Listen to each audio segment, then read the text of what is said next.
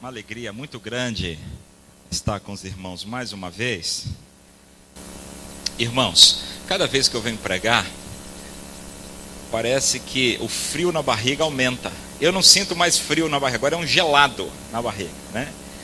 E eu pensei que quando eu fosse assim, meus anos de ministério fossem correndo, Paulo, eu ia melhorar, mas estou piorando. E eu louvo a Deus por isso. Por quê? Porque isso é sinal da minha consciência, da responsabilidade que tenho de estar diante dos irmãos. Porque não posso estar aqui para falar algo de mim mesmo, ou da minha cabeça, ou do meu achismo, ou do meu gosto. Mas, como pregadores que somos, todos nós temos a responsabilidade de transmitir a palavra de Deus. A palavra de Deus. E a palavra de Deus que às vezes toca em alguns assuntos antissociais. Antissociais. E eu quero tocar num assunto com os irmãos hoje meio, talvez, polêmico, né, pastor Selmir? E eu sou missionário, irmãos. Os irmãos sabem.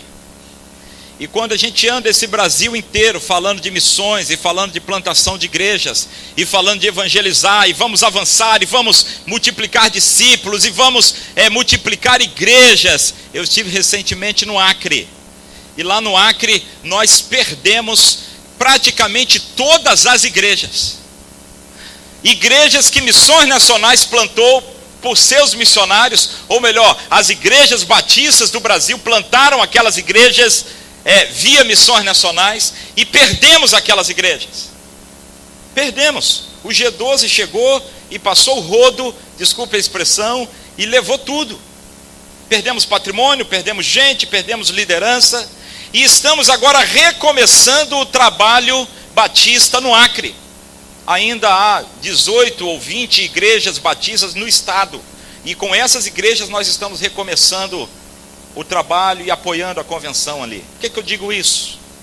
Porque se como missionários nós falarmos apenas do avanço e da multiplicação e da evangelização, isso é muito importante. Mas se não tratarmos da doutrina, se não estivermos atentos à fundamentação na palavra, então virá um vento e vai levar todo mundo, porque estaremos como árvores sem raízes. O Silva está ali embaixo, no portão. O Silva falou um dia desse uma coisa na classe, e ele disse assim: pastor, às vezes a igreja tem 80 anos. Ele fez uma referência a essa igreja, mas de modo geral, às vezes a igreja é velha, mas é imatura. Às vezes um crente tem 50 anos de crente, mas não sabe nada. E isso é verdade, irmãos. Eu fiz parte de uma igreja na minha adolescência em que o sistema era bastante rígido. Mulheres não podiam usar calça comprida, e não podia ter bateria, e outras coisas mais. E todo mundo obedecia aquilo, mas obedecia cegamente, obedecia sem entender nada, obedecia por obediência. Ótimo, isso é muito bom, mas não é o suficiente. Nós precisamos entender o que a Bíblia diz, e aí nós vamos obedecer não ao líder, mas ao que diz a palavra de Deus. Então eu quero trazer nesta manhã uma mensagem doutrinária para a nossa igreja. Pastor, mas essa responsabilidade é do pastor Alexandre Eló, ele é o pastor da igreja. Você não, eu sei disso, irmãos. Mas eu conversei com o pastor Alexandre antes, e disse assim: pastor, tenho sentido um incômodo para tocar nesse assunto. E ele disse: vá em frente. Tem certeza? Vá em frente. Então estou aqui com aval, com um endosso do pastor Alexandre para tocar nesse assunto. E é um assunto que talvez eu já pedi ao pastor Selmir que deixasse essa saída desobstruída. Se alguém quiser me pegar, eu saio correndo por aqui, porque eu sei que é um assunto que desagrada a alguns, e eu não quero desagradar ninguém nesta manhã. Não é minha intenção desagradar ninguém, ofender ninguém, não é isso. Mas como pastores, eu, pastor Selmi, pastor Marcelo, pastor Alexandre, pastor Sandro, pastores dessa igreja, nós temos o compromisso de anunciar todo o conselho de Deus. Como disse o apóstolo Paulo aos anciãos de Éfeso, lá em Atos capítulo 20, nunca deixei de vos anunciar todo o conselho de Deus. E vocês sabem, nós sabemos que o conselho de Deus, muitas vezes, ele vem na contramão da cultura. Ele vem na contramão da mídia, da sociologia. A contracultura cristã. E eu preciso abordar um tema com os irmãos nesta manhã, porque estou sendo tremendamente incomodado sobre isso. Seria mais cômodo não falar. Seria politicamente correto não falar. Mas o nosso compromisso com a verdade nos requer isso. Não terei tempo de esgotar esse assunto hoje, mas quero pelo menos encaminhar os irmãos nessa reflexão bíblica, dar o primeiro passo, dar a indicação bíblica daquilo que devemos pensar. Ontem estava conversando com um líder de nossa convenção, e ele publicamente disse que hoje haverá na nossa cidade um concílio para examinar uma mulher ao ministério pastoral. E ele me colocou isso com pesar. E ele disse: na igreja tal, pastor tal, terá um concílio hoje domingo, para examinar uma mulher para ser pastora. O que vocês pensam disso? Não vou fazer uma enquete aqui, mas eu poderia fazer, não farei, fique tranquilo. Quantos são favoráveis? Alguns levantariam a mão. Quantos são contrários? Outros levantariam a mão. Quantos não são nem a favor nem contra, muito pelo contrário? Outros ainda levantariam a mão. Mas a questão é, às vezes eu sou contra, porque sou contra. Mas por que você é contra? Não sei, porque meu pastor é contra. Mas qual a sua fundamentação bíblica para ser contra? Ou às vezes você é a favor. Não, pastor, eu sou a favor. É um direito seu. Mas por que você é a favor? Não, eu sou a favor porque eu sou a favor. Tá, mas porque eu gosto. Não, não quero saber o seu gosto. Você tem uma fundamentação bíblica para ser a favor ou contra? Ou talvez você não é a favor nem contra. Esse aqui não tem fundamentação bíblica mesmo. E o meu desejo nesta manhã é tratar esse tema com vocês. E em vez daquela pregação de encorajamento, de exortação, de busca de santidade, faremos isso sim, mas de uma forma mais didática, querendo a edificação da igreja, o aperfeiçoamento doutrinário da igreja. E eu farei uma exposição no texto de 2 Timóteo, ou melhor, 1 Timóteo, capítulo 2, dos versos 9 a 15. E eu não sei quantos sermões você já ouviu nesse texto. Eu não sei. Eu nunca ouvi nenhum, a não ser um que eu mesmo preguei em 2007. Em 2007 eu preguei nesse texto. E é a segunda vez que eu prego nesse texto. E nunca ouvi nenhum sermão nesse texto. Parece que é um texto que a gente foge dele. Parece que é um assunto que a gente foge dele. Mas nós encararemos juntos e refletiremos juntos neste tema, nesta manhã. Nosso desejo não é dizer quem está certo ou quem está errado. Nosso desejo também não é levantar polêmica, nem causar confusão. Nosso desejo é, tão somente, descobrirmos juntos o que a Bíblia, a palavra de Deus, tem a ensinar sobre esse assunto. E entendermos à luz das Escrituras o papel de homens e mulheres, a fim de firmarmos nossa posição com a convicção dada pela palavra, nossa fonte de autoridade. tema dessa manhã é, quem gosta de anotar, mulheres pastoras, qual a opinião de Deus? Porque às vezes a gente pergunta a opinião de Russell Shedd, Norman Geisler e pastor Selmi, só grandes teólogos. Mas qual a opinião de Deus, exarada nas Sagradas Escrituras, sobre esse assunto? 1 Timóteo capítulo 2, de 9 a 15. Se você tem alguma coisa para marcar esse texto, eu queria que você pegasse, porque a gente vai ficar nele, mas eu vou precisar fundamentar em outros textos. A gente vai e volta para esse texto. Se você tem uma caneta e gosta de anotar, essa é sua oportunidade. Diz assim a palavra do Senhor: do mesmo modo, quero que as mulheres se vistam com decência, modéstia e discrição, não com tranças, nem com ouro ou pérolas, nem com vestidos caríssimos, mas que se vistam de boas obras, como convém a mulheres que afirmam servir a Deus. Verso 11.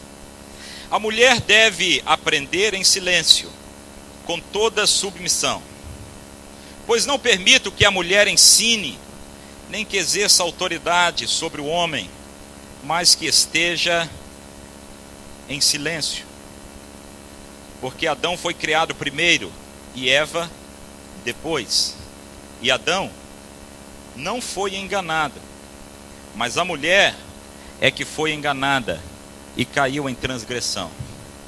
Todavia, ela será salva, dando à luz filhos, desde que permaneça com domínio próprio na fé, no amor e na santificação. Oremos. Senhor, queremos entender aquilo que o Senhor inspirou o apóstolo Paulo para escrever, e a verdade desse texto, a verdade do Senhor, a vontade do Senhor, a opinião do Senhor, conforme expressa nas Escrituras. E pedimos que o Senhor nos ilumine a mente e nos abra o coração para entendermos e obedecermos a Tua palavra. É o que pedimos em nome de Jesus. Amém e amém.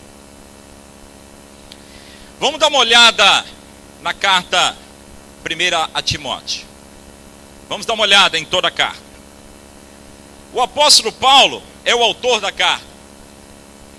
E ele escreve essa carta, olha o capítulo 1, verso 1. Paulo, apóstolo de Cristo Jesus, segundo a ordem de Deus. Paulo, ele escreve a carta baseado em sua autoridade apostólica. E ele diz que a sua autoridade apostólica, ela advém da ordem de Deus. Ele não é apóstolo porque cismou de ser apóstolo. Ele é apóstolo por autoridade e por ordem dada pelo próprio Deus. E ele escreve essa carta, verso 2, a Timóteo. E ele chama Timóteo de que está escrito aí? Meu verdadeiro filho na fé. Então perceba que é uma carta escrita por um apóstolo experiente, e põe experiente nisso. Paulo era com certeza um dos principais no sentido de doutrinamento da igreja, e ele escreve essa carta a um jovem pastor, Timóteo, que foi empossado numa igreja importante, que era a igreja de Éfeso. E era uma igreja importante, mas era uma igreja que tinha algumas dificuldades em termos doutrinários. Havia já naquele momento pessoas perturbando a ordem doutrinária da igreja. E Paulo, na sua autoridade apostólica, encaminha Timóteo para Éfeso e dá a Timóteo algumas instruções. O verso 2, ou melhor, o verso 3, diz que Paulo estava com Timóteo, e quando Paulo partiu para Macedônia, ele diz assim: eu quero que você permaneça em Éfeso. Olha aí, eu estou no capítulo 1, verso 3. E ele diz: eu quero que você permaneça em Éfeso. Para quê, irmãos? para advertir alguns que não ensinem outra doutrina. Estou te deixando em Éfeso, Timóteo. Eu quero que você permaneça em Éfeso como pastor dessa igreja, para que você segure a doutrina, permaneça e não permita, advirta aqueles que estão tentando falsificar ou introduzir falsas doutrinas. O cenário, portanto, é de desvio da verdade, é de ensino de doutrinas falsas e de falsos mestres.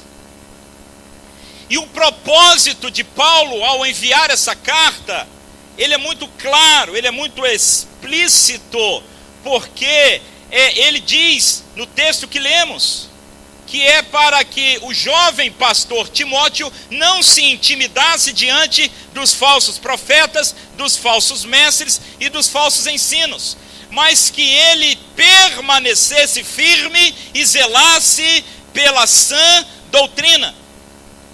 Olhe, por exemplo, no capítulo 1, verso 18. Capítulo 1, verso 18. Ele diz assim: dirijo essa orientação a ti, meu filho Timóteo. Percebem, os irmãos percebem o carinho dele, do pastor maduro, instruindo o jovem pastor, encorajando, orientando. Eu dirijo essa orientação a ti, meu filho Timóteo, levando em consideração o que as profecias anunciaram a teu respeito. Com base nelas, trava o bom combate, verso 19, conservando a fé e uma boa consciência, pois alguns, vindo a rejeitá-la, naufragaram na fé. E aí Paulo está dizendo que alguns se desviaram, e ele chega a dizer que naufragaram na fé. Não é que perdeu a salvação, não. Salvação não se perde, a gente sabe disso. Mas alguém que tinha uma fé bem acertada, bem orientada, naufragou na fé, isto é, foi levado por ideias outras que não a palavra de Deus. E por conta disso, o apóstolo Paulo, então, ele escreve a Timóteo para orientar, para colocar em ordem, para doutrinar a igreja em Éfeso. Ainda a título de introdução, Dr. Russell Shedd, que é uma pessoa que eu admiro muito e respeito muito, na introdução que ele faz aos livros, nessa Bíblia que eu estou lendo, Almeida século 21, ele diz o seguinte, abre aspas: 1ª e 2ª Timóteo e Tito são chamadas epístolas pastorais por sua natureza prática. Timóteo, um pastor ainda sem experiência, foi incumbido de pastorear a importante igreja em Éfeso.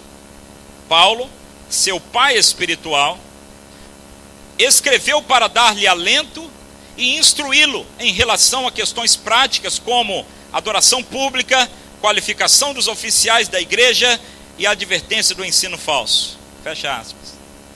Quando a gente observa o todo da carta de Paulo a Timóteo, por exemplo, capítulo 3, vire a sua página agora um pouquinho, capítulo 3, versículo 14 e 15,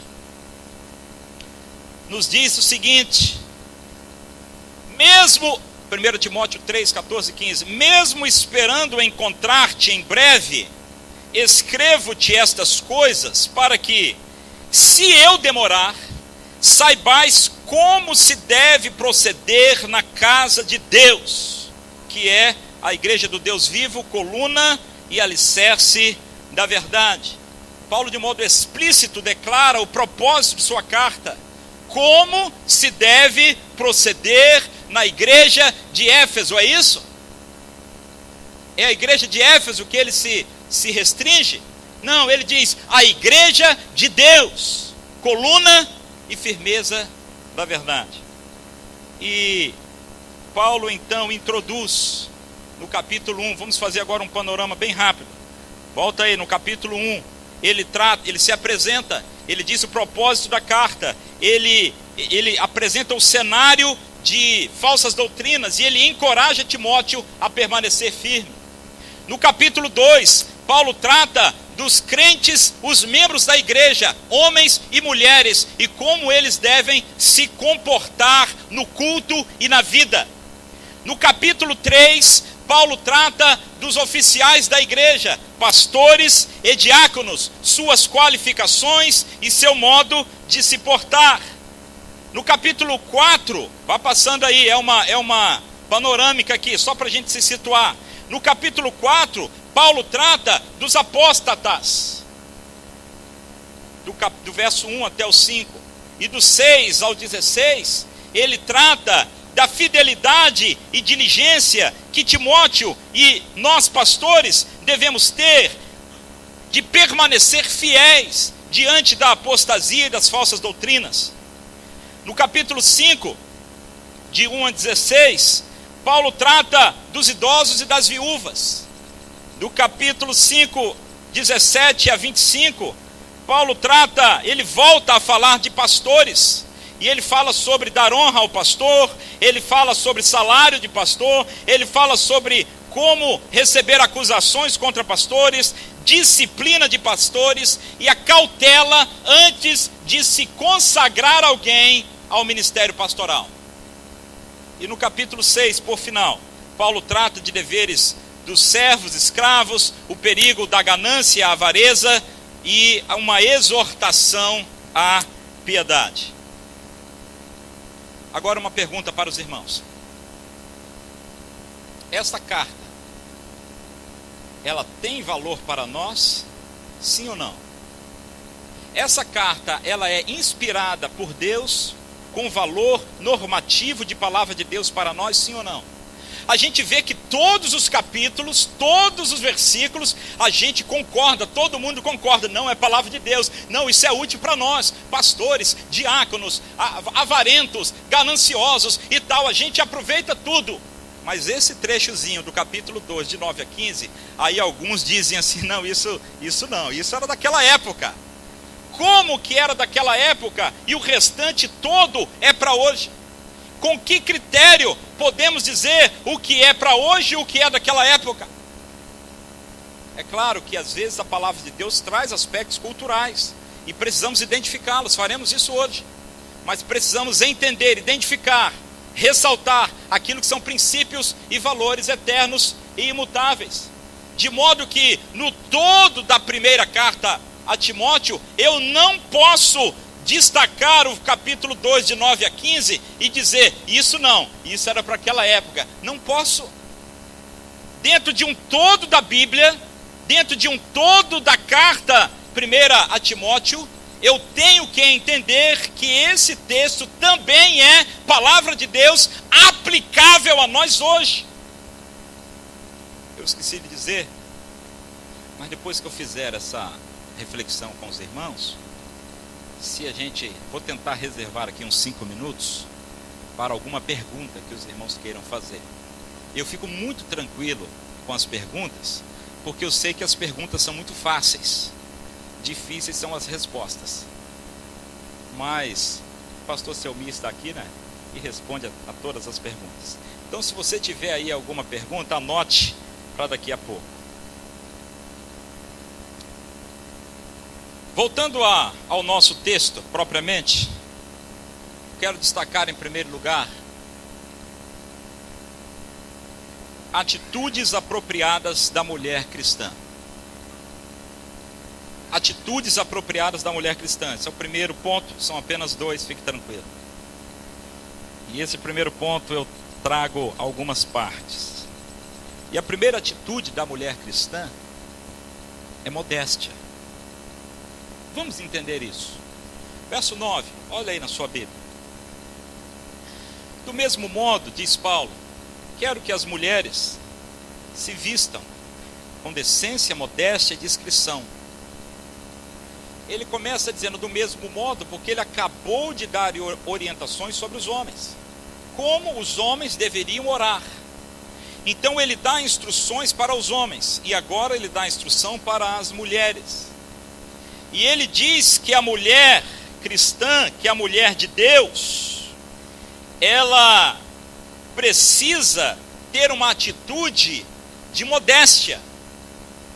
Modéstia. Eu quero que as mulheres se vistam com decência, modéstia e discrição. Paulo está ensinando Timóteo para Timóteo ensinar à igreja o modo, o comportamento das mulheres no culto e na igreja. E é claro que os vestidos aqui são diferentes dos vestidos de lá. A roupa aqui é diferente da roupa de lá. É claro que Paulo, quando pregava na igreja de Éfeso, ele não pregava de calça jeans, nem camisa de manga comprida, e nem de sapato. Paulo pregava de vestidão. Era a roupa da época. Claro que as mulheres da época também andavam com o mesmo vestidão. E não tinham os adereços e o estilo, como é que chama? Fashion. Falei bonito agora, hein? De hoje. E é claro que o apóstolo Paulo não está dizendo que as mulheres devem usar aqueles vestidões do primeiro século. Seria loucura. Mas o princípio daquilo que Paulo está dizendo é que a beleza da mulher, e eu digo isso com muita tranquilidade, porque eu olhando daqui, eu só vejo mulheres lindas de Deus, minhas irmãs, lindas de Jesus. A beleza da mulher, ela não vem de fora para dentro, mas ela vem de dentro para fora. E Paulo diz que a sua beleza, minha irmã, não está em um vestido bonito, caríssimo, que você passa no shopping e olha lá e você vê assim, R$99. Aí quando você chega mais perto, você vê que é 10 de R$99. Vocês até animaram, né? De ir lá no shopping ver esse tal de 99. Não sou contra você ter vestidos bonitos, nem Paulo é contra, não é isso que ele está dizendo. Paulo está dizendo que no nosso jeito de ser, enquanto cristãos, homens e mulheres, mas aqui especificamente mulheres, as mulheres devem ser modestas. E a sua beleza, ela deve ser de dentro para fora. E às vezes, meus irmãos, a mulher ela pode incorrer no erro de vir ao culto com uma roupa tão extravagante, mas tão chamativa, que vai parar o trânsito e que vai parar o culto. E a concorrência é desleal com o pregador. E a concorrência é desleal com o ministério de música. E aí desvia-se o olhar de Deus para a mulher. E tem uma coisa que as mulheres não entendem, que é cabeça de homem. Cabeça de homem, mulher não entende. O olhar de homem é malicioso. Não, mas aqui são crentes. Eu sei que somos crentes, mas ainda tem uma tal de natureza pecaminosa em nós que é terrível. O que Paulo está dizendo é que você não tem que vir para o culto vestida para matar. Tem um filme com esse nome, não tem? O que Paulo está dizendo é que a sua atitude como mulher é de vir linda, como você é, por dentro e por fora também. Paulo não está dizendo que você vir descabelada, com a roupa amarrotada, não é isso não, irmãos. Não confunda as coisas. Venha bonitinha, venha cheirosa, venha arrumadinha, mas com modéstia, com decência. Às vezes estou pregando em algum lugar e eu olho só para um lado. Estou pregando em lugar e olho só para cá, porque se eu olhar para cá, eu vou ver alguma coisa que eu não deveria ver. Porque alguém que senta na frente, cruza as pernas ou faz um outro gesto que me atrapalha. E é isso que Paulo está dizendo. Mulheres cristãs, mulheres de Deus, vistam-se de 3 formas, ele coloca: decência, modéstia e discrição. E ele acrescenta dizendo no verso 10, observe aí: não é isso, não é trança, não é ouro, não é pérola, não é vestidos caríssimos, não é disso que vem a beleza de vocês, mas a beleza de vocês vem de boas obras. Verso 10, como convém às mulheres que afirmam servir a Deus. Por gentileza, um irmão pode ler 1 de Pedro, capítulo 3, de 1 a 5. Ou então vamos fazer melhor, bote aí o seu marcadorzinho em Timóteo, que a gente vai voltar. E vamos abrir 1 de Pedro, capítulo 3, de 1 a 5.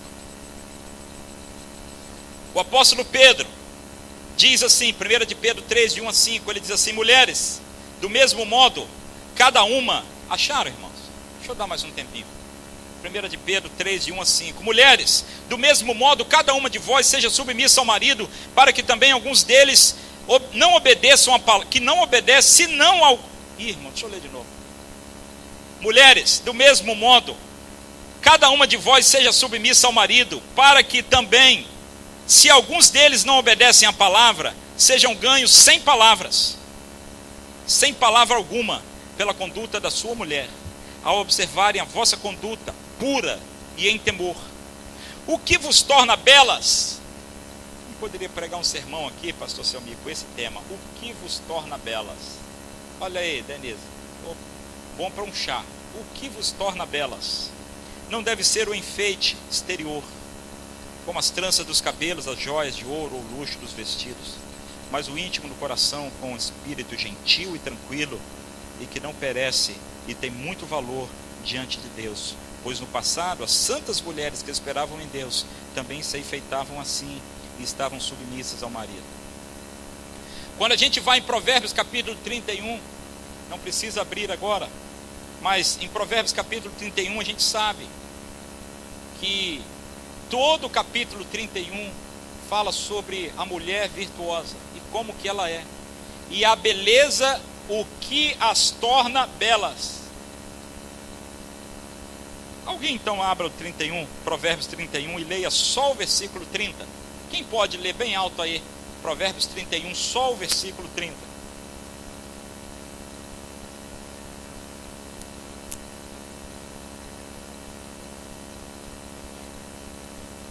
A beleza, a formosura, o penteado, isso se der uma garoa, lá vai a escova.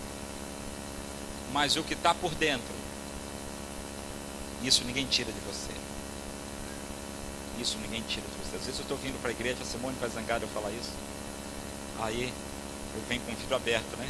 Para economizar um pouquinho a gasolina. Ah, não fecha o vidro, por causa, não vai bagunçar o cabelo. Vocês devem passar por isso. Mas o que tem de dentro, não tem vento, não tem garoa, não tem nada que tira de vocês essa beleza da mulher linda de Jesus, que todas vocês são. Uma outra atitude apropriada à mulher, a primeira é modéstia, não sei se você está me acompanhando. Uma segunda é quietude. Leia o verso, vamos voltar agora para Timóteo, 1 Timóteo 2, verso 11. Paulo diz assim: a mulher deve aprender em silêncio. A palavra silêncio é muito forte. A tradução para o nosso português talvez fosse melhor se fosse quietude, porque não é silêncio dos lábios, mas quietude da alma. É atitude muito mais do que ação. A mulher aprenda em quietude. Significa isso, irmãos. Significa que a mulher deve ter um entendimento do que é ser mulher. Deixa eu falar uma coisa para vocês todos. A mulher nunca será, preste atenção, nunca será igual ao homem. Nunca será. Não adianta querer tentar que não vai ser. Da mesma forma que o homem nunca será igual à mulher.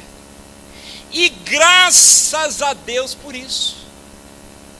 Porque quando Deus criou homem e mulher, lá no início da criação, Gênesis capítulo 1, o que é que ele nos diz? Que criou macho e fêmea. Estou tentando achar referência, mas está por aqui, eu acho que é 1:27. Macho e fêmea. De modo que homem é homem e mulher é mulher. E foi assim ao longo da história da humanidade. E a mulher precisa entender o que é ser mulher. Ao mesmo tempo que o homem precisa entender o que é ser homem. E sabe por que a mulher hoje está assumindo o papel do homem? Porque, me perdoem os irmãos, estamos vivendo uma geração de homens bananas. Bananas de pijama. E na omissão do homem, a mulher assume o seu lugar. Mas não é porque ela quer, não. Você já viu uma mulher mandona que manda no marido? Aqui não tem essas coisas, não. Mas a mulher mandona que manda no marido, ela não quer mandar no marido, não, meu irmão. Quando a mulher diz assim: você tem que levantar cedo para levar as crianças na escola, ir no hospital, resolver essa coisa e tal. Ela faz isso porque ela quer? Não. É porque o marido não tem atitude, ela tem que mandar. Agora, se quando ela acordar, ela já vê tudo pronto e resolvido e tal, ela vai se deleitar na submissão do marido. Eu desafio as mulheres solteiras aqui, as meninas, as nossas irmãzinhas solteiras. Aí a irmãzinha diz assim: eu quero casar, mas eu quero casar com um homem bem banana, para eu mandar bem nele. Alguma quer isso, irmãos? Nenhuma. Quer se casar com um homem, que seja protetor, que seja cavalheiro, que seja provedor. Eu não sou contra a mulher ter sua renda, a mulher estudar, a mulher trabalhar fora. Claro que eu não sou contra isso. Mas ela precisa entender que mulher é mulher e homem é homem. Estar em quietude na igreja não é aquela cala-boca Magda, como a gente via no seriado. Não é isso. Mas é a atitude de quietude apropriada a uma mulher sábia, inteligente, competente, mas que sabe ser mulher, que gosta de ser mulher, que se orgulha de ser mulher e que não quer ser homem, quer ser mulher. Quem é melhor, o homem ou a mulher?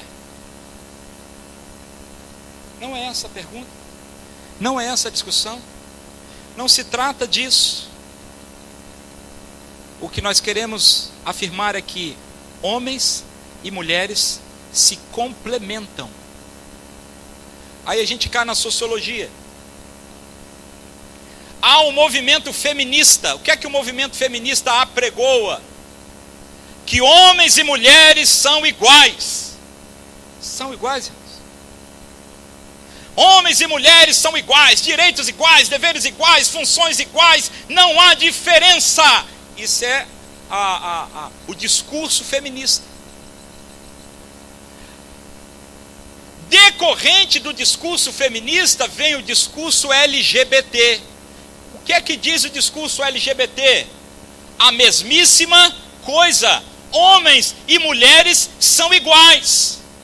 Ora, se homens e mulheres são iguais, então qual o problema de uma criança ter dois pais ou duas mães? Se o homem pode fazer tudo que uma mulher faz, e vice-versa, então o homem pode ser mãe, o homem pode ser esposa, a mulher pode ser pai, a mulher pode ser esposo. Aí a gente assusta e não, isso não. Mas irmãos, uma coisa é decorrente da outra.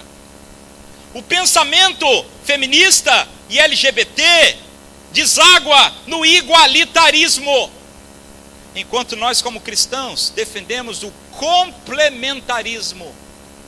Só para definir os termos: igualitarismo é dizer que homens e mulheres são iguais em tudo. Complementarismo diz que Deus criou homem e mulher. O homem essencialmente homem e com função de homem. A mulher essencialmente mulher e com funções de mulher, mas ambos se, quando Deus criou o homem, viu que o homem estava só, e Deus disse assim: não é bom que o homem esteja só. Não é bom que o homem esteja só.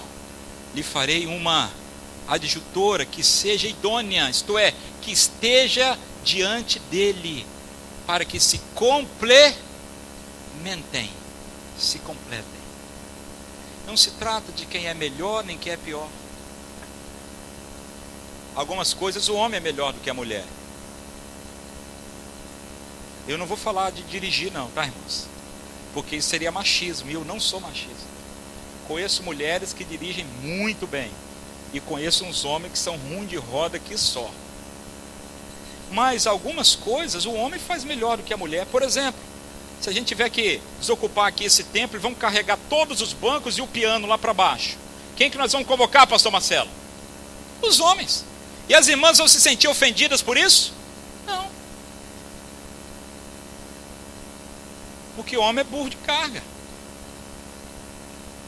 Se a gente for fazer uma outra coisa aqui, que não me vem na memória agora, a gente chamaria as mulheres. São essencialmente diferentes e têm funções diferentes. Quando o movimento feminista e o movimento LGBT defendem o igualitarismo, presta atenção nisso, ofendem ao Criador, que criou diferente, e nós queremos dizer que ele criou errado, porque devem ser iguais. Quando eu digo que são iguais, e eu quero afirmar que são iguais, eu ofendo o Criador, que criou diferente. E a Bíblia toda diz isso, o tempo todo.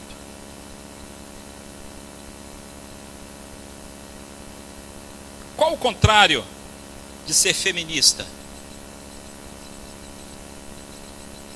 Machista? Nós não somos machistas.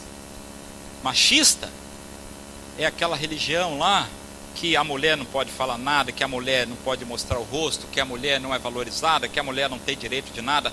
Nós somos assim, irmãos? Nós não somos feministas, mas nós não somos machistas. Não tratamos mal a mulher. Qual o ambiente que a mulher é mais valorizada na face da terra? Onde é? Na igreja de Jesus. É ou não é, irmãos? Agora, é preciso entender.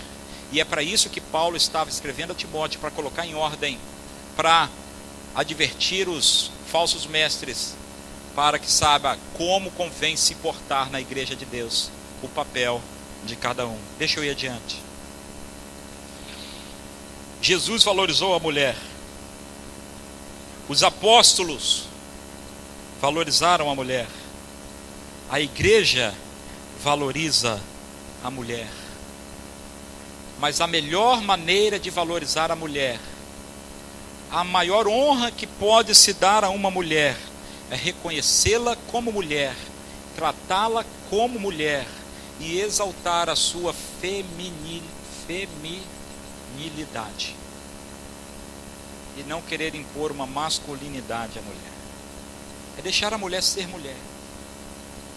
E nós aí, cambada, que somos homens, sermos homens de verdade. Desculpe, cambada, viu, irmãos? É brincadeira, tá?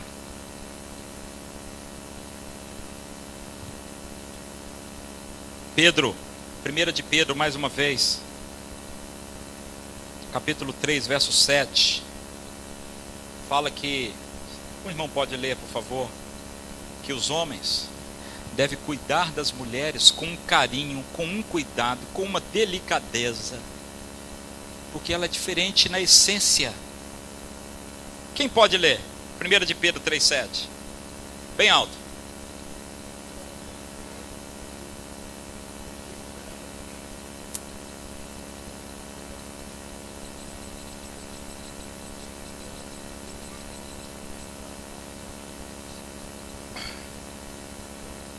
Olha só, coisa tão séria, que se nós não tratarmos a mulher como mulher, as nossas orações se tornam impedidas diante de Deus. Olha como o negócio é sério. Agora, qual a mulher que não gosta, a hora que vai entrar no carro, o marido chega e abre a porta e dá a mão, entre meu bem, Irmã de Janeiro, cadê a irmã de Janeiro? Gosta ou não gosta? Hein, irmã de Janeiro? Ela que eu estou falando que ela mexeu comigo um dia desse. Gosta ou não gosta? Qual a mulher que sai do supermercado cheia de saco de compra, aí o marido fala, não meu bem, daqui, ele vai igual aquelas mulas assim, cheio de coisa. Por quê? Porque você precisa ser honrada como mulher. É isso que Pedro está dizendo. É esse o conceito do cristianismo, de complementarismo, de dar honra à mulher como mulher. Não se está diminuindo a mulher, ao contrário, está se exaltando a mulher como Deus a criou. Agora há um outro texto que eu preciso ver com os irmãos. Gálatas 3:28. Abram aí, por favor. Porque esse texto é muito usado pelos igualitaristas. Quem pode ler Gálatas 3:28, por gentileza? Bem alto.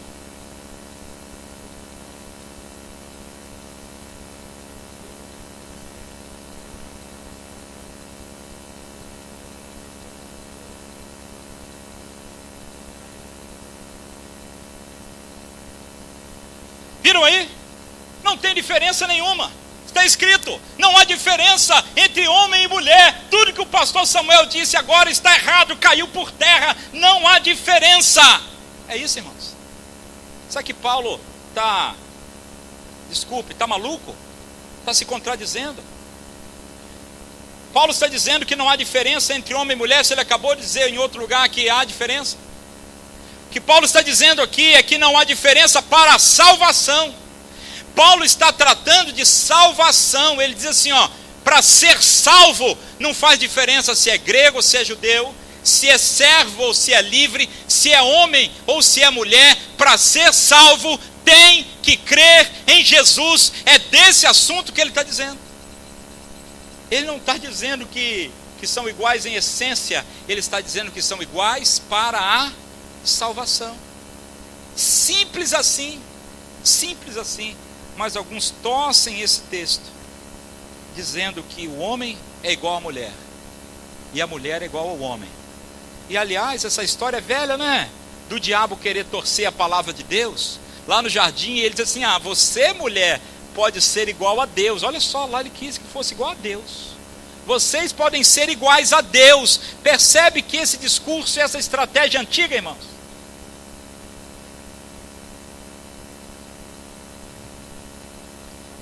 Complementarismo diz que ambos, homem e mulher, são importantes para Deus e iguais para a salvação, mas diferentes em essência e em funções, e se complementam.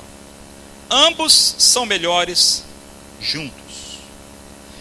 A quietude da mulher na igreja, ela advém deste entendimento de seu papel como mulher, e assim foi ela criada por Deus.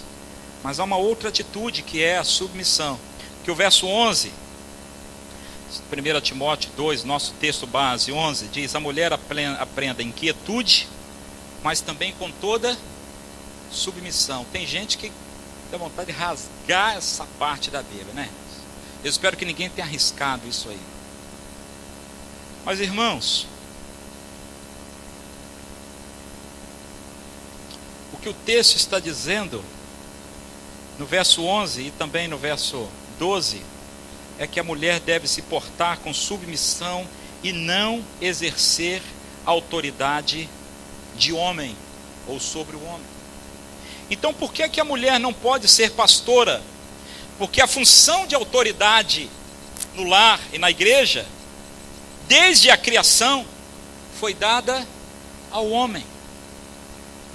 Está o cristianismo rebaixando a mulher por causa disso? Não, senhores, não, senhores. Eu acho que nós homens deveríamos fazer uma greve. Nós homens deveríamos fazer uma greve e protestar, ir às ruas e dizer assim, nós também queremos ser submissos, porque ser submisso é uma bênção. Ser submisso é uma bênção. Você saber que alguém está cuidando de você e cuidando bem de você, e você pode descansar sendo submissa a essa pessoa, isso é privilégio, isso é bênção. E por que só as mulheres têm esse direito? Vamos, Filipão, organizar aqui um protesto, dizer que queremos ser submissos também.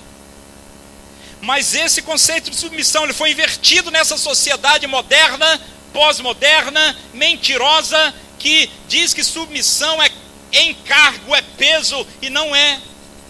Vejam bem que eu não estou dizendo da mulher ser capacho do marido, não é isso não, irmãos. Mas a mulher descansar de saber que o seu marido é protetor, é provedor, é cuidador, é amoroso, é gentil, é homem de Deus, é homem sábio. Isso é bom demais, irmãos. Agora, ao longo da história da palavra de Deus, essa função de autoridade, ela é dada ao homem. Isso está claro do começo ao fim. Aí alguém diz assim: não, mas esse argumento de Paulo é cultural, restringe-se a Éfeso. Não, senhores. Olha o argumento que Paulo usa no verso 13. Dê uma olhadinha aí. Ele usa um argumento não cultural. Paulo usa um argumento, ele dá um exemplo, não de algo do contexto da época, ou da sociedade daquela época, ou dos costumes e da cultura daquela época. Paulo usa um argumento não cultural. Paulo usa um argumento teológico e ontológico. Paulo usa o argumento da criação. O verso 13 diz assim: porque Adão foi criado primeiro e depois Eva. Abram por gentileza 1 Coríntios capítulo 11, versos 8 a 9.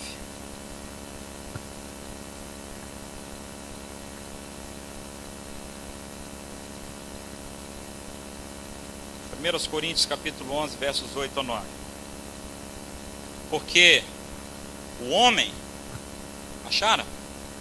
O homem não veio da mulher, mas a mulher do homem. Tampouco o homem não foi criado por causa da mulher, mas sim a mulher por causa do homem. Isso não é um argumento de superioridade, não é isso não. Não é isso. O homem não é superior à mulher, não é isso. Mas isso é um argumento de ordem da criação. E aí os irmãos se lembram muito bem o conceito de primogenitura no Antigo Testamento. Quem é que tinha autoridade na casa depois da morte do pai? O primogênito. Quem herdava a responsabilidade pela casa? O primogênito. Quem tinha autoridade sobre os demais irmãos? O primogênito. E aqui Paulo está dizendo que entre homem e mulher a primogenitura é do homem. Portanto, tem ele o dever, o encargo, o peso, a responsabilidade da liderança e da autoridade.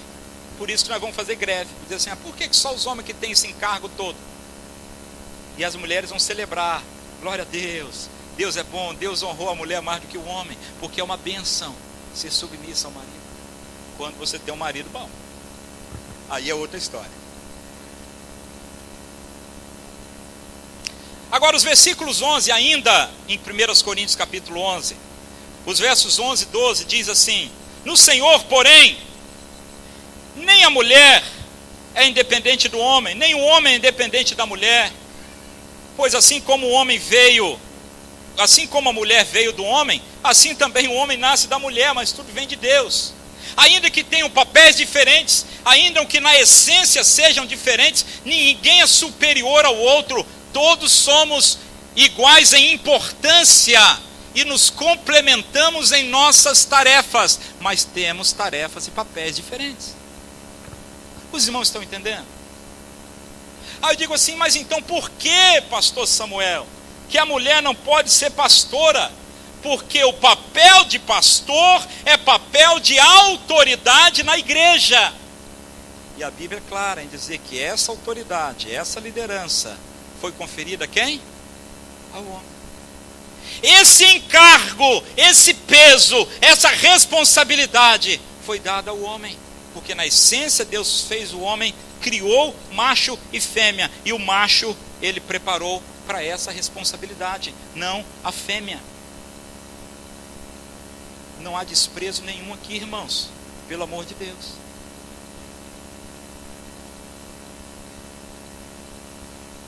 Agora ainda em 1 Coríntios 11, você fechou 1 Coríntios 11? Vamos ler o verso 3. Eu quero que todo mundo leia agora, ainda que as versões sejam diferentes. Você vai ler junto, mesmo que ficar confuso aí. 1 Coríntios 11, 3. Vamos lá.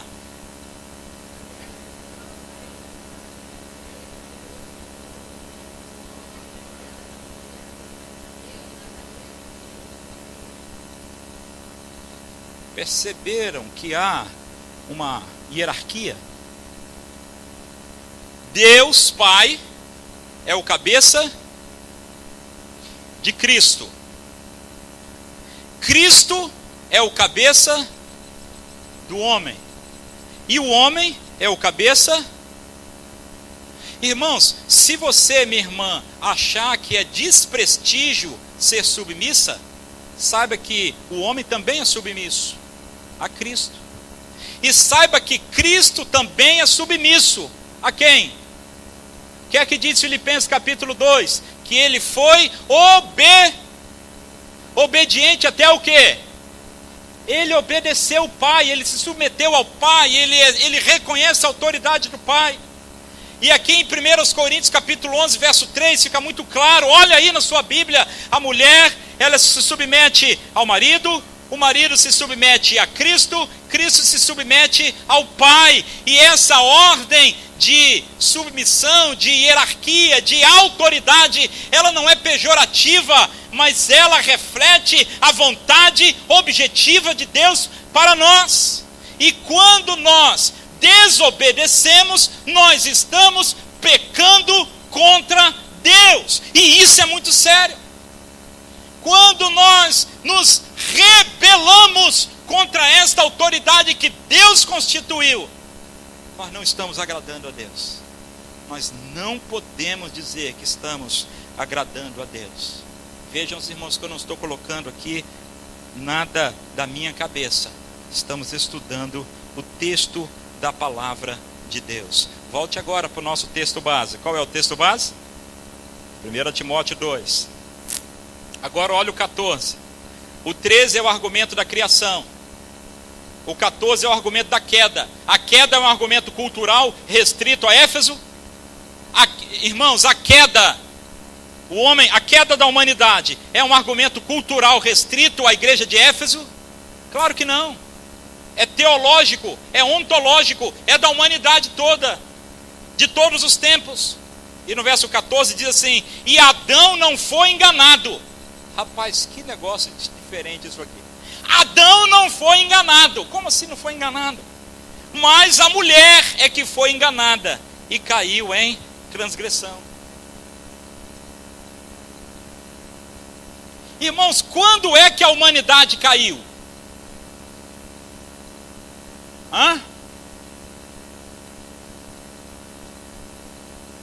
Vocês têm dúvida? Adão comeu o fruto e a humanidade caiu. Não foi assim? Agora, quem comeu primeiro, Adão ou Eva? Quem comeu primeiro, Adão ou Eva? Mas a queda da humanidade só aconteceu quando Adão comeu.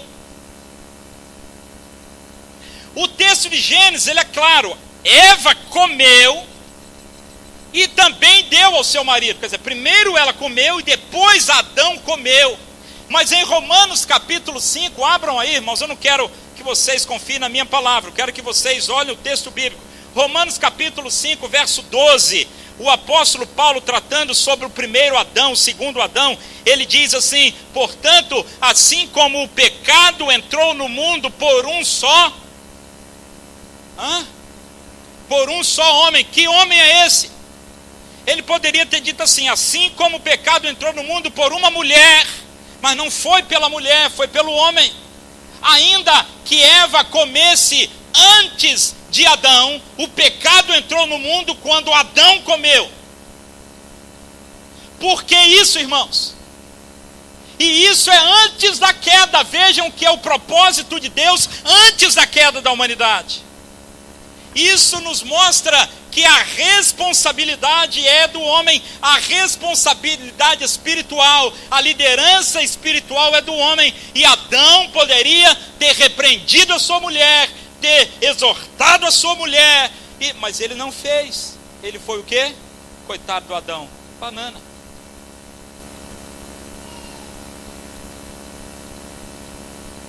Por isso que Paulo diz, voltemos de Romanos, volta para o nosso texto lá, 1 Timóteo 2, 14, Adão não foi enganado, mas a mulher que foi enganada. E quando, agora aqui está o perigo do negócio, que quando a mulher foi enganada, a serpente viu que enganar Adão seria mais difícil. Aí ela enganou a mulher, mas a mulher levou o pobre do Adão. Mulheres, as irmãs precisam ser sábias para não levar seus maridos ao erro. E não apenas o seu marido, mas os homens. E homens, precisamos ser sábios para não sermos levados pelas mulheres ao erro, mas amá-las, ajudá-las e orientá-las no caminho correto, porque a responsabilidade espiritual é nossa. E isso é profundo e sério, mas eu não posso me delongar nisso mais, que os irmãos já estão orando para eu acabar. Verso 15 diz que a mulher todavia é salva. Salva aqui tem um sentido de ser resgatada, de ser livre dessa imposição. Quer dizer, ela tem a chance de fazer diferente. Quando?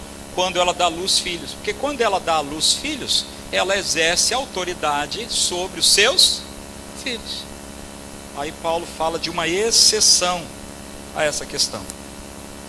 Recapitulando aqui. O primeiro ponto é... Qual é mesmo? Atitudes apropriadas da mulher cristã: a modéstia, a quietude e a submissão. Atitudes apropriadas da mulher cristã: a modéstia, a quietude e a submissão. Segundo ponto e último, mais rápido do que o primeiro, pode ficar tranquilo: a questão da autoridade. Será que a mulher não pode falar nada na igreja? Será que a mulher não pode cantar? Será que a mulher não pode orar? Será que a mulher não pode pregar? Alguns teólogos, e que eu respeito muito, deixa eu fazer uma digressão rápida. Todo teólogo sério que você pesquisar vai dizer exatamente o que eu estou dizendo aqui. Quem defende a linha de ordenação feminina não vem pela teologia, vem pela sociologia. A teologia ratifica o que eu estou aqui dizendo. Mas neste ponto há alguma divergência. Alguns teólogos dizem assim: a mulher não pode falar nada. Aí a mulher não prega, a mulher não pode cantar. Hoje a gente viu aqui duas mulheres lindas, grávidas, cantando, Priscila e Vládia. E a gente comparando qual barriga que está maior e tal. Vestidas de modéstia, tão bonitas as nossas irmãs. Alguns teólogos vão dizer que não, que nem isso pode, que não pode pregar, que não pode falar. Eu não creio assim, e vou explicar por quê. A líder do meu PGM é minha irmã Vládia, e eu acho que eu sou um liderado que respeito muito você como minha líder, né? Não é minha líder? Também aquilo eu não ia dizer que não, né? Não tem dificuldade nenhuma com isso. Trabalhei no tribunal, como os irmãos bem sabem, com juízas, promotoras, escrivãs, problema nenhum com isso.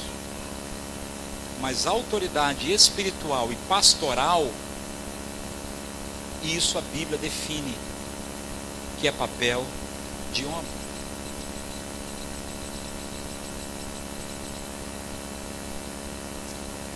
Vamos voltar para 1 Coríntios capítulo 11, rapidamente. Desculpem, meus irmãos, mas eu preciso fazer esse exercício com vocês. E eu acho que esse estudo é importante para nós. 1 Coríntios capítulo 11,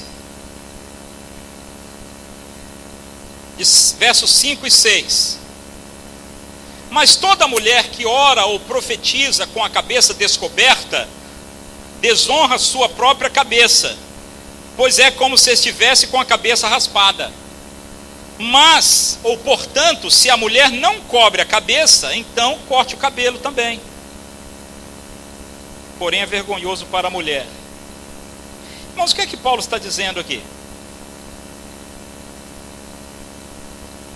O que é que Paulo está dizendo aqui? Esse texto é difícil que só. Eu nunca vi ninguém pregar nesse texto. Aproveite aí que talvez seja a última oportunidade que você vai ver alguém pregar nesse texto. Mas é o seguinte: Paulo está dizendo duas coisas: que a mulher ora e profetiza. Está aí ou não está? Ele não proíbe a mulher de orar e profetizar. Ele não proíbe a mulher de falar. Proíbe, irmãos? Sim ou não? Não, mas lá no outro texto diz que a mulher fica em silêncio. Mas eu já expliquei que não é silêncio é silêncio de alma, de quietude, de atitude de ser mulher. Senão haveria uma contradição aqui. Mas não há.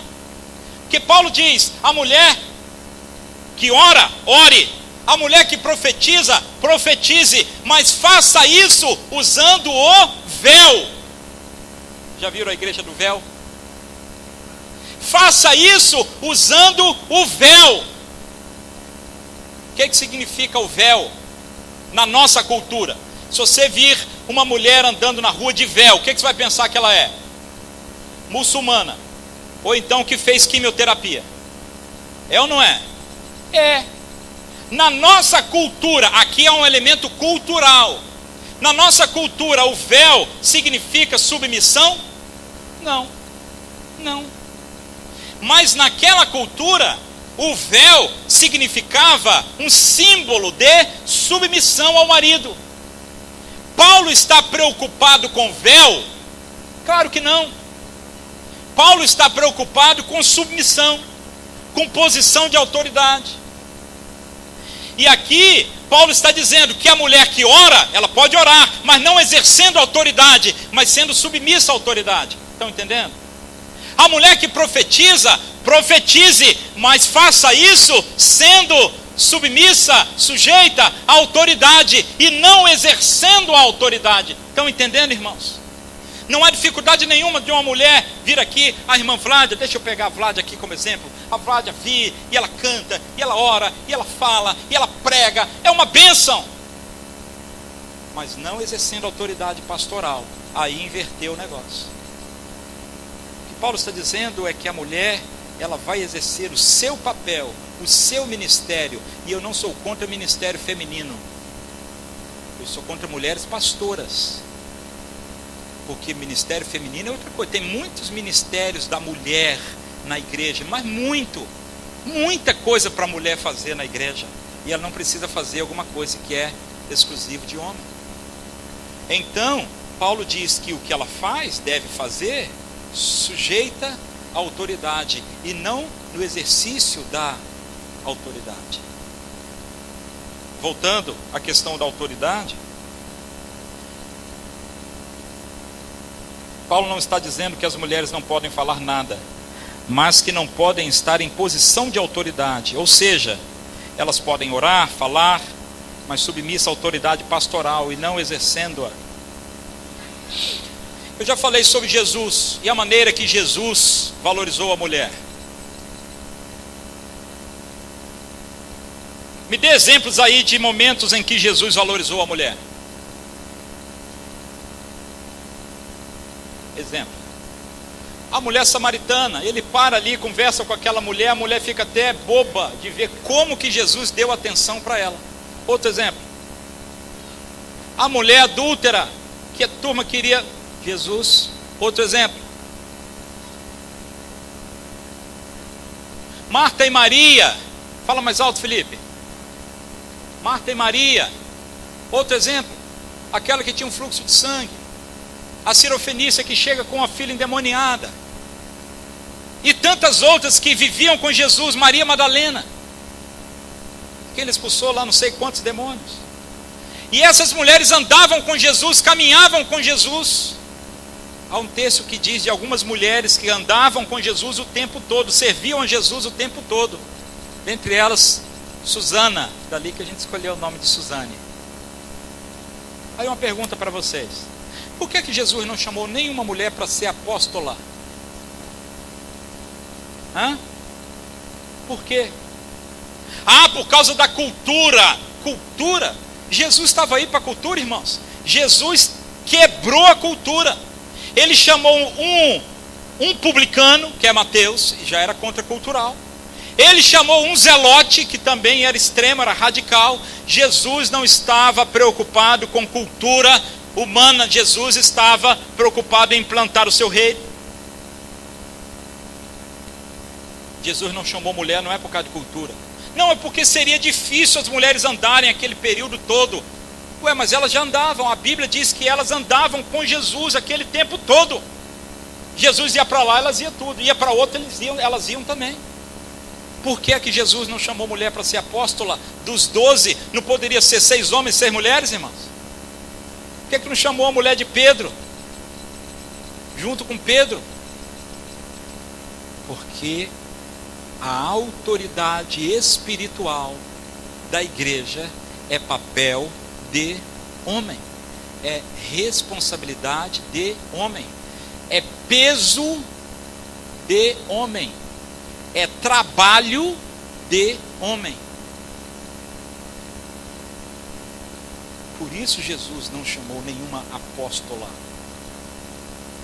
E ainda mais, o apóstolo Paulo e outros nos dão exemplos disso. Quando Paulo trata, por exemplo, da relação de marido e mulher, ele diz assim: a mulher seja submissa ao marido, em Efésios capítulo 5, assim como a igreja, e o marido ame a sua mulher, assim como Cristo. Se a gente inverte esse negócio, se o homem agora vai ser submisso à pastora, e a nossa igreja tem uma pastora, e todos nós homens seremos submissos à autoridade pastoral dela.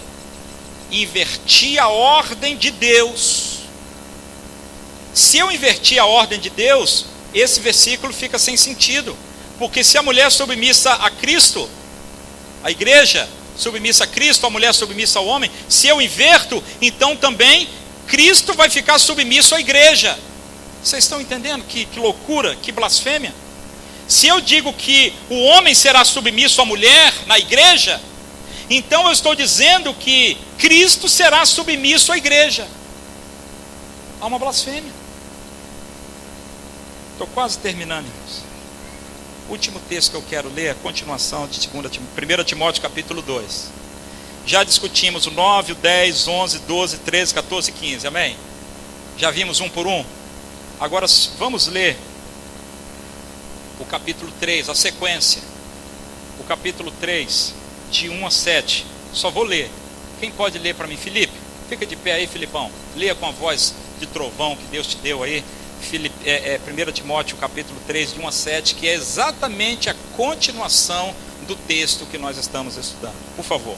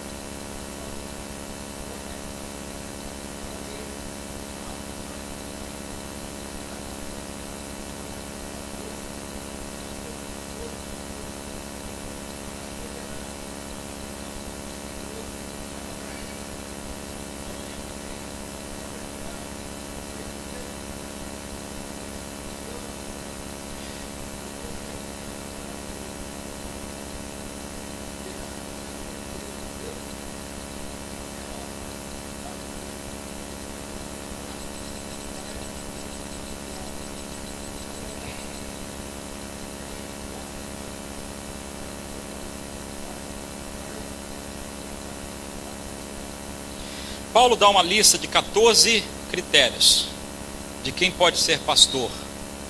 14 qualificações.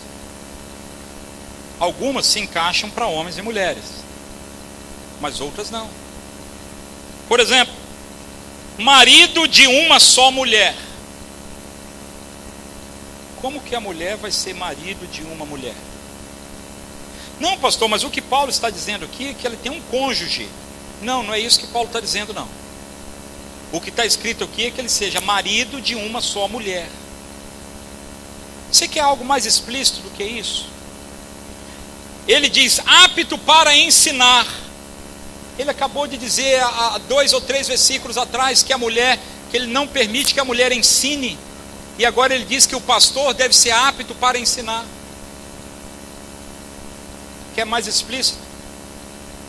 E a outra é que governe bem a sua própria casa. Quem tem a responsabilidade de governar a casa, de ser o cabeça da casa, de ser o líder da casa em toda a Bíblia, quem é? Então, meus irmãos, para eu concordar com a mulher pastora, eu tenho que fechar a minha Bíblia e pegar os livros de sociologia e desistir disso aqui, porque não dá para conciliar uma coisa com a outra. Concluindo, a minha tese é: a ordenação de mulheres ao pastorado é uma franca e deliberada desobediência a Deus e uma rejeição da autoridade bíblica, ou rebeldia à palavra de Deus. Não se trata de um detalhe. Alguém diz assim, não é um detalhe. Não é detalhe não. É uma deliberada desobediência à palavra de Deus. Sabe o que eu queria, irmãos? Eu queria que a Bíblia apoiasse mulheres pastoras. Eu queria. Se você pergunta assim, pastor, você é contra? Eu não sou contra não, eu até sou a favor. Porque as mulheres fazem um trabalho extraordinário. Eu queria achar um versículo que dissesse que seria tão mais fácil para mim, eu não precisaria estar aqui discutindo isso com os irmãos. Mas a questão é que a Bíblia diz que não pode. E quando ela diz que não pode, e eu desobedeço sabendo que ela diz que não pode, isso é rebeldia e rejeição da autoridade da palavra de Deus. E isso é coisa muito séria, que a gente precisa pensar. Aí alguém diz assim, pastor, mas e o chamado? Ela sentiu um chamado. Esse argumento é o mais frequente. Ela teve um chamado e viu um anjo. Irmãos, primeiro, o chamado precisa ser de acordo com a palavra. E Deus não vai chamar negando-se a si mesmo. Deus não vai chamar contrariando o que o seu Espírito inspirou os apóstolos a escreverem, e profetas. Deus não vai chamar contrário àquilo que Ele mesmo estipulou, que em Deus não há sombra de variação, não é isso que diz Tiago? O que acontece hoje, irmãos? É que as mulheres têm chamado sim, para outros ministérios, mas o modismo e a sedução é tão grande, que elas confundem o seu chamado, achando-se chamadas para o ministério pastoral, quando Deus nunca as chamou. Chamou sim, para outros ministérios, importantes. E o que a gente tem percebido, é que a mulher tem deixado o seu papel, para fazer o papel do homem. E o papel dela, ninguém faz, porque o homem não dá conta de fazer o papel da mulher. E há um vazio, há um vácuo nesse assunto. Há um assédio muito grande da mídia. Há um assédio muito grande do movimento feminista. Há um assédio muito grande até de alguns pastores. Há um glamour do título, pastora fulana. Uma missionária mandou um e-mail para mim, agradecendo algumas orientações que eu dei a ela e a seu esposo. E ela disse assim, pastor, eu fui assediada aqui no campo, com alguém que chegou e disse assim, você vai ser a primeira pastora do nosso estado, olha só, olha o glamour, olha, vai entrar na história. E ela disse assim, eu não quero. porque não é isso que Deus tem para mim. E ela daí brincou dizendo assim: o meu título de Miss, missionária, não troca o meu título de Miss por outro qualquer, sou missionária. Mas há um assédio da mídia e de homens, levando nossas irmãs ao erro, levando a igreja ao erro, e nós muitas vezes não refletimos sobre isso. Volto a dizer, eu não sei quantas mensagens você já ouviu sobre esse assunto, eu nunca ouvi nenhuma, mas nós precisamos ter a nossa convicção firmada na palavra de Deus. Pastor, mas a ordem dos pastores aprovou. Eu sei, mas entre ficar com a ordem dos pastores e ficar com a Bíblia, a palavra de Deus, você já sabe qual é a minha decisão. Porque o pressuposto para aceitar mulheres pastoras é dizer que Paulo escreveu aquilo para aquela cultura, e a cultura mudou, hoje os tempos são outros. Não é esse o discurso do homossexual, irmãos? Não, isso era lá naquele tempo do Antigo Testamento, de Paulo, do Novo Testamento. Hoje os tempos são outros. Mas os princípios eternos permanecem. E nos países, isso é histórico, isso é dado concreto, nos países, as grandes denominações que aceitaram mulheres pastoras, o passo seguinte foi aceitar pastores gays, lésbicas, homossexuais. Isso não sou eu que estou falando, não. Você pode entrar aí na internet e pesquisar o anglicanismo, o metodismo americano, a igreja presbiteriana americana, e na Inglaterra e outras mais. É uma coisa depois da outra, porque a porta é a mesma, o pressuposto é o mesmo, a brecha é a mesma. É dizer que a palavra de Deus era só para aquela cultura e que hoje o tempo mudou. Se mudou para uma coisa, mudou para outra também. Se mulher pode fazer papel de homem, então pode fazer em todos os sentidos e não só ser pastora. Vocês estão entendendo onde eu quero chegar? Resultado disso são que algumas pessoas bem intencionadas, com o chamado para servir de um outro modo, cedem à sedução, cedem à pressão da sociedade decaída com seus valores invertidos, e aceitam ser aquilo que Deus nunca permitiu que fosse. Que Deus tenha misericórdia de nós, que Deus abra os nossos olhos para a verdade da sua palavra, que Deus nos dê sabedoria e coragem para nunca negar a sua palavra e nunca desobedecê-la conscientemente. Que Deus nos abençoe. Amém. Senhor, nós reiteramos que queremos obedecer a tua palavra, mesmo quando ela for politicamente incorreta, antissocial e contrária à cultura desse século. Nós amamos as nossas irmãs, respeitamos, queremos muito bem a elas, queremos honrá-las muito, muito mesmo, como irmãs queridas, como mulheres lindas, preciosas, mulheres de Deus. Mas nós, como homens, queremos assumir o nosso papel e não queremos ser achados em falta pelo Senhor. Tenha misericórdia de nós, nos abençoe e nos ensine cada dia a aprender e obedecer a tua palavra. Em nome de Jesus. Amém e amém.